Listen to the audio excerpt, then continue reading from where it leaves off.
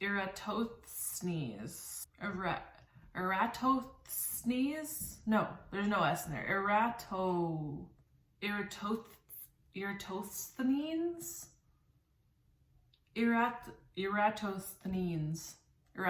Eratosthenes. I'm telling you with these Greek names. Hey there, you guys. Welcome to another Math Monday. Thanks so much for joining me. I'm going to talk more about trigonometry because I think this is just going to be the rest of the year. I could just talk about trig for, this whole year. All 2020, it's all about trig. It's probably not, but you know. Okay, guys, so here's the weird thing about trigonometry is that we start with circles, and then we made chords in the circles, and then we made triangles from the chords. And so then we just looked at triangles last week where we had our opposite, hypotenuse, adjacent sides of the triangle with reference to a certain angle. And we can, from there, found sine, cosine, and tan. But then something really weird happens where we just start going into circles again. Come on, trigonometry, make up your mind. So how do we take triangles and get back to circles? So if we think about it, the most important thing about a triangle is the ratio between the sides with reference to some angle. So if I ignore the opposite side for a little bit and just look at the adjacent and hypotenuse and the angle between them, really I can make a bunch of different angles here and figure out sine, cosine, and tan of those adjacent and hypotenuse sides. What if I draw an angle like this though?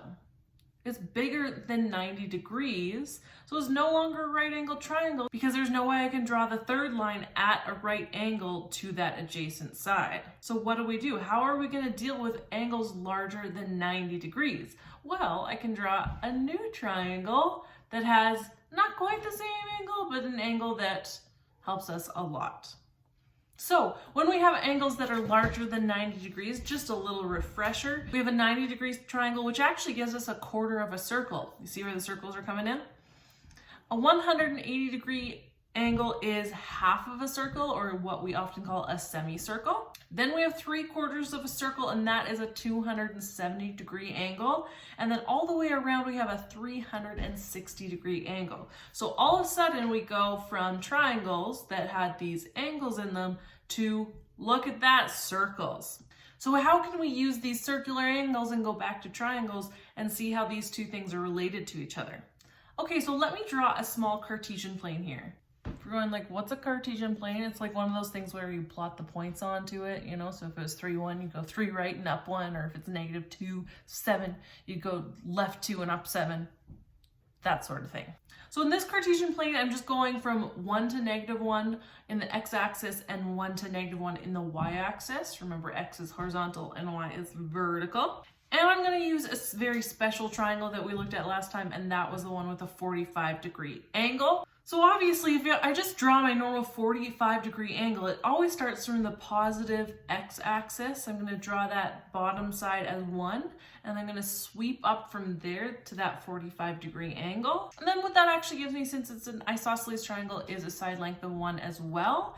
And so if I look at that angle, which is a minus 45 degree one, I get the tan of 45 being 1/1, which is just 1. That's not new news to us. But again, how do I use that tan of 45 to then inform getting other things that kind of look like they could be 45 degrees. So the next one would be a 135 degree angle where I go past the 90 and go another 45 degrees onto the next side. Well, if I make that new triangle, I actually have a bottom length of -1 now, but a height of +1. So I'm actually going to look at my reference angle instead of just the angle of 135, because the reference angle is whatever angle it makes with the x-axis. So here that's 45 degrees, but if I actually want to figure out the tangent of 135 degrees, I need to include the negatives in that. So that would actually be -1/1. Since the adjacent side to that 45 degree reference angle is -1.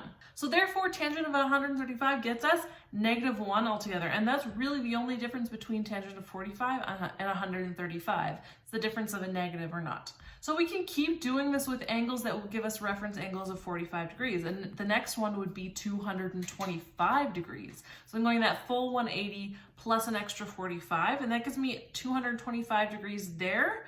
And that again gets me a reference angle of 45 degrees because that makes a 45 degree angle with the x-axis just above it. And there, again, I need to use my negatives and positive lengths. Here I have a negative adjacent side and actually a -1 for my opposite side as well. So the tangent of 225 actually gets me -1 over -1, which is +1. So that's interesting that the tangent of 225 actually gets us the same as the tangent of 45. There is one more angle here within this 360 degrees that will have a reference angle of 45 degrees, and that is this 315 degree angle, because again, that's still making a 45 degree angle with the x-axis. So 315 degrees, that is all the way past that 270 mark plus another 45 degrees away from the y-axis. So if I want to take the tangent of this, I have to consider the fact that the adjacent side is 1 and the opposite side is -1. And therefore my opposite over adjacent is -1 over 1, which is -1. So really that's all that separates the tangent of 45 from the tangent of 315 is a negative. So really we just make our reference triangles again as we're going around the circle. But that really is what connects circles and triangles, is how our angles are actually circular, but our triangles we want to draw with 3 different sides. Now we can obviously do this with angles other than 45 degrees. For example, 30 degrees and 60 degrees are also very popular angles that we often show in this form. So if I was looking at a 30 degree angle, another angle that would be complementary to that would be my 150 degree angle, because that makes a 30 degree angle with the x-axis. So you can do this with a bunch of angles. 60 and 120 would be examples. Of course, we have our 30, we have our 150, we'd have our 210 would also make a 30 degree angle. 330 all the way in the 4th quadrant would also make a 30 degree angle. Really, you can just keep going around with all of them. So I just wanted to show you one example of how simple trigonometry like this can actually tell us a lot about the world, and the fact that all our angles are actually circular rather than triangular is really, really important. So in ancient Greece, there was this guy named Arithmenes, and he used this simple trigonometry to actually measure the circumference around the Earth. So how the heck did he do this without any of our modern equipment? Well, he knew that during the summer solstice, does anybody else really miss summer? That the sun was directly over Cyrene at noon. So therefore, no shadows were made with any buildings. However, Arithmenes noted that there was still some shadow in Alexandria at noon during the summer solstice. So what did he do? He used some really special technical equipment and he put a pole in the ground. And then he just measured the angle between the top of the pole and where the shadow went and measured that to be 7.2 degrees. So why is that angle so important? Well, that actually tells us that Alexandria and Cyrene actually make a 7.2 degree angle from their places on the Earth to the center of the Earth. Furthermore, the distance between Alexandria and Cyrene were about 5,000 stadia. Yeah, I don't know what that is either. It's just like an old measurement that we don't use anymore because it's probably another stupid imperial thing.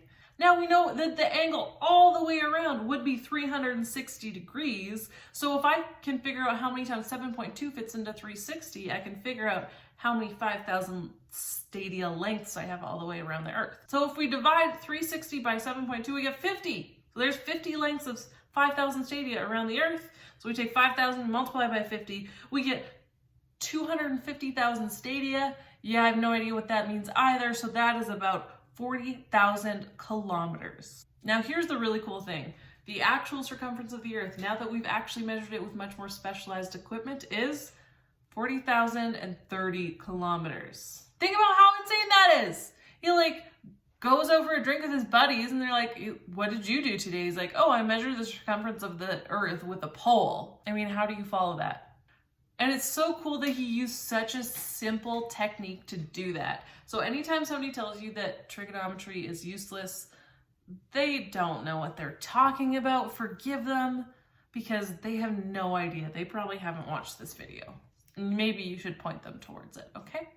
Anyways, you guys, that is how you can use some simple trigonometry to measure something pretty awesome. There are many circumstances like this throughout history where simple trigonometry was used to measure vast distances and lengths that would be very difficult to measure by hand. Thank you so much for watching today's Math Monday video and letting me drone on about trigonometry more. I hope you guys know it's so not the end of trigonometry. I could talk about this for way too long. But until next time, I will leave you there. I hope you guys have an awesome week. Happy Monday.